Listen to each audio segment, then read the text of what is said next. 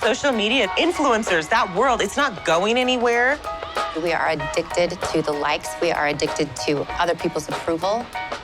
There's that realization that you don't want to paint this perfect picture. You want to connect. Now it's really trying to find authenticity. Come on. There's got to be more to the story that you're not showing us.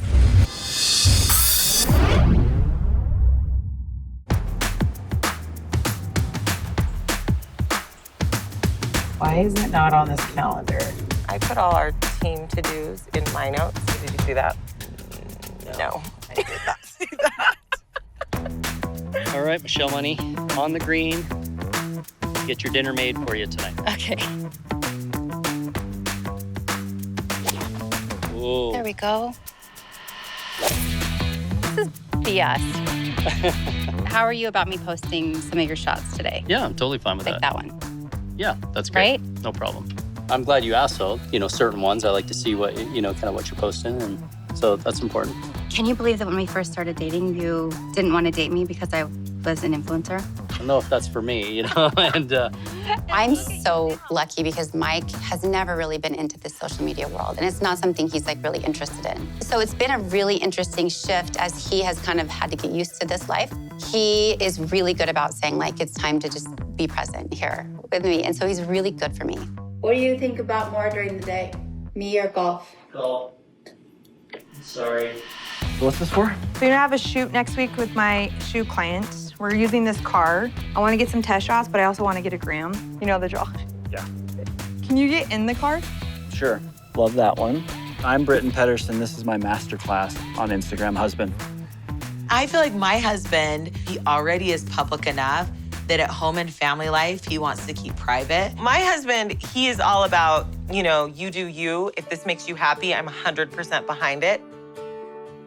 There's unfortunately a side of Instagram that is very negative and really hard to navigate.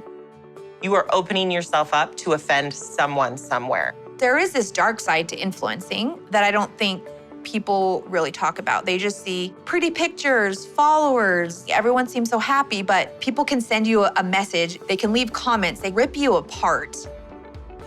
We've had a lot of followers who have been upset and felt like we weren't being authentic because we have stepped into this influencer world. And with that, we've gained friendships. And, they feel like, oh, now you're just selling yourself and you're going to privilege and you're spending time with these white influencers, and that's not being true to you. Well, and a lot of people have different feelings. Some people feel protective of us, and they don't want us to be tokenized. They don't want us to be thrown into situations for a photo op to be a sprinkle of color. Yeah, and we're having the same conversations with these groups of influencers that we are online, and we're engaging with them sometimes one-on-one in ways that I don't know if anyone else could engage with them. Yeah.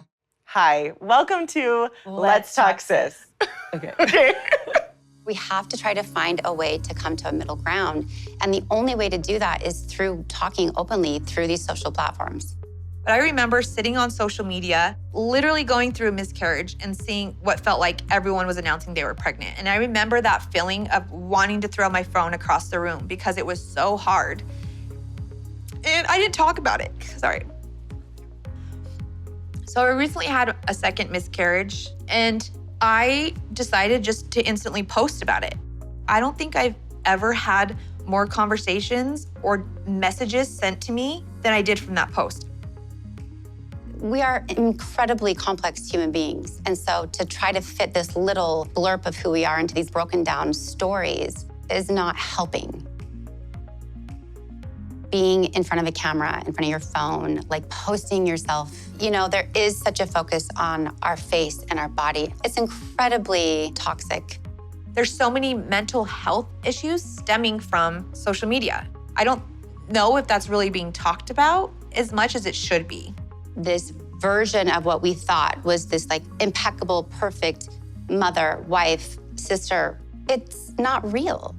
Early on, it was a lot of perfection. Everyone looked beautiful. As people on social media, there's that realization that you don't want to paint this perfect picture, that everything's flawless all the time. You want to connect. I have been gifted for free the option of like getting these fillers and getting Botox. And I went down that rabbit hole. And then I'm like, oh gosh, I don't even look like myself anymore, and had to dissolve and all the things. But I don't know that I would have done that had I not been on Instagram. As long as we are so focused on what everyone else thinks about us, we are enslaved to everyone's opinion. For someone really young and impressionable looking at this and striving for this, it's a little terrifying. We're setting them up to be extra focused on the way they look, how many likes they have, how many followers they have, and that is a recipe for disaster. My beautiful 17-year-old is trying to navigate all this stuff. Everything about it causes anxiety. A generation that's being raised by mom influencers. Literally, it scares me. Are we teaching our kids, social connection? Are we giving them enough outside time with real human interaction? Are we modeling healthy boundaries? Right. Is your child gonna grow up and be happy that they were the focus of your little Instagram stint years ago? I don't know. Children are growing up with the camera in their face. My kids are gonna be like, that's just so normal. It's not good. And then these people get invested. They wanna see more of the kids. And I'm guilty of it too, because my life is my kids. I'm a young mom. I tell my kids, please be good and just take this cute family picture or smile, when they don't want to. They don't want to be taking pictures. They want to be running around and being a kid.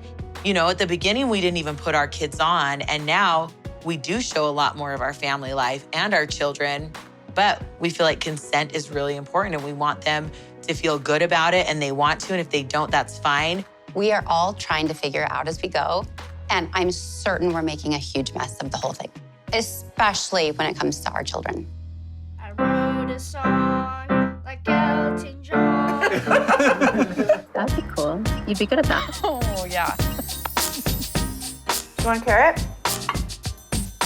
There's so much good, right? There's so much good that can come from it. As an audience, it's gonna be interesting to see what we are drawn to and the type of creators that we want to be following. I've asked myself the question so many times, can there be balance between this world of social media and followers and family? And I'm discovering there's not balance, there's priority.